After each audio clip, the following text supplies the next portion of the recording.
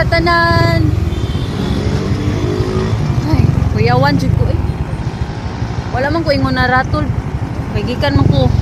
Nagali kay wa mi nagbiyahe nga nahitabo ang tanan. Digto mi sa carbon nya.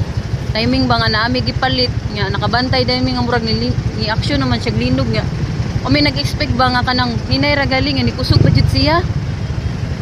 5.3 daw magditsud karon nya ang kuan sa north nga punto. Dito siya sa north ang kinakusgan. North sa Cebu. Ay, yaw. May gali kay wala ta nagbiyahe. Unsa na lang nagbiyahe ni kusog-kusog pud to eh.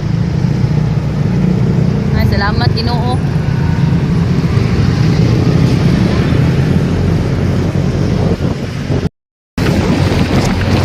Ang mga nasa building. Nasa mga building kay nagawas.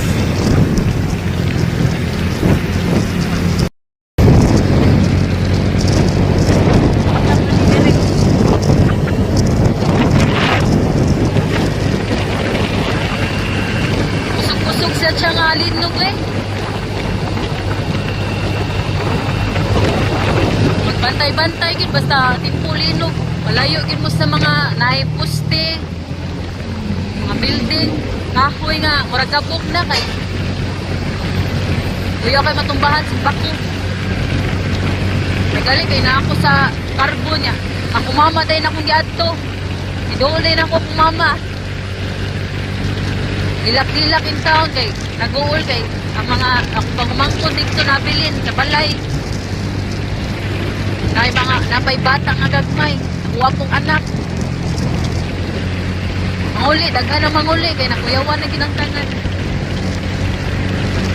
Camping tanin nyo kasi naaba ni aftershock pa. Woo!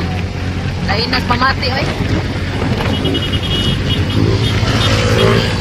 Kalma lang kung drive ya Jewel kay. Ay sige kulba-kulba tira. Nagbiyahe ta.